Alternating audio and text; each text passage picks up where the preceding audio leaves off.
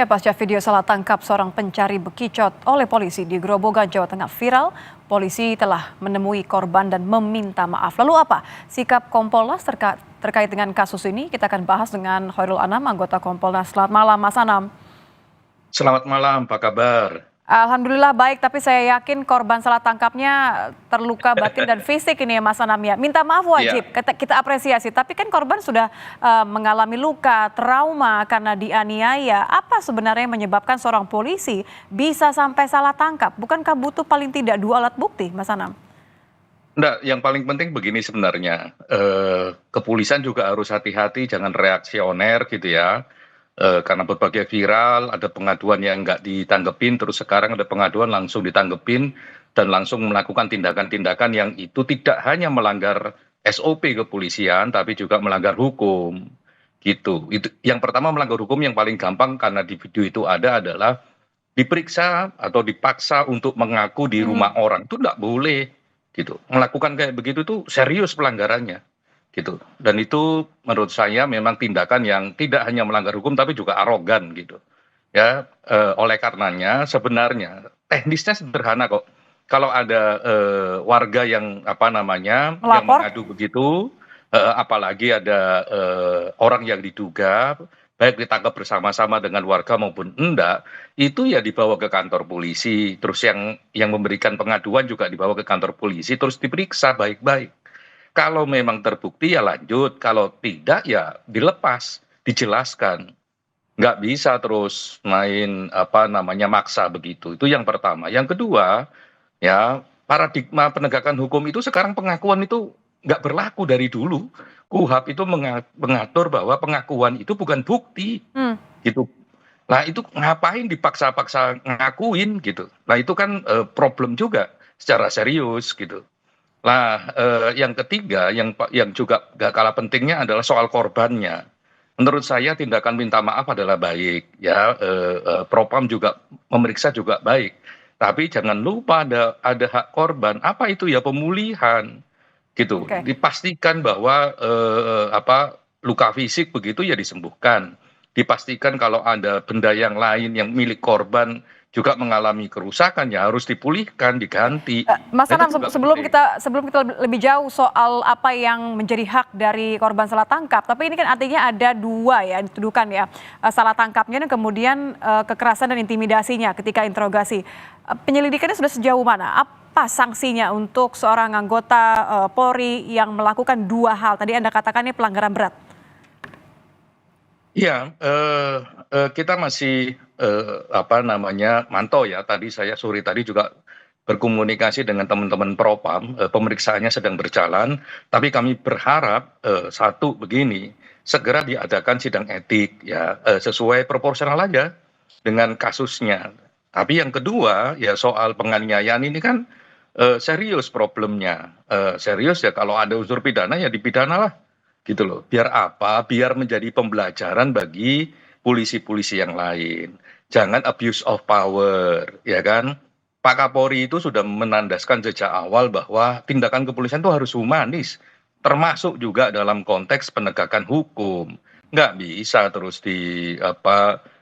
diperlakukan sewenang-wenang seperti itu. Anda melihat bahwa Apalagi, ini adalah bentuk abuse of power ya? oh iya, kalau lihat videonya itu, oh itu abuse of power apalagi di depan banyak orang. Harusnya kalau ada kayak begitu, orangnya dibawa ke kantor polisi termasuk yang memberikan laporan. Diceklah di sana, diklarifikasi dua belah pihak. Kalau terbukti ya lanjut, kalau enggak ya lepaskan gitu. Itu prosedurnya, itu yang diatur. Nggak bisa sewenang-wenang, apalagi di depan umum, seolah-olah terus orang disuruh ngaku dan sebagainya. Nggak bisa. Jangankan orang yang nggak bersalah, yang bersalah pun juga nggak boleh diperlakukan kayak begitu. Ya, karena bisa saja justru malah laporan yang palsu ya, atau laporan tidak benar. Mas Anam, kita kembali berarti ke penyelidikan ya. Kalau dari video yang direkam oleh warga ini kan ada 1 orang ya yang diduga melakukan penganiayaan, tapi korban mengatakan bahwa ia ini digerebek oleh 4 orang. Sudah sejauh mana penyelidikannya? Apakah memang hanya satu, Aibda IR ini, atau ternyata jangan-jangan ada lagi? Saya kira, kalau lihat tipologi kasus ya, wilayah dan sebagainya, petugasnya bisa lebih dari satu, apalagi ini kan malam-malam gitu ya. Lah saya kira, biarkan nanti teman-teman Paminal yang mengumumkan, teman-teman Propam yang mengumumkan berapa orang yang sudah diperiksa, ya. Tapi saya, berharap memang kejadian ini tidak boleh berulang lagi, gitu. Saya, apa ya, ini kan di tengah-tengah polisi juga lagi, berpacu untuk, apa namanya, membangun, kinerja yang bagus. Sebenarnya bagus responnya, cepat, dilaporkan segera ada tindak lanjut, Mhm. tapi sekali lagi jangan berlebihan, jangan sewenang-wenang.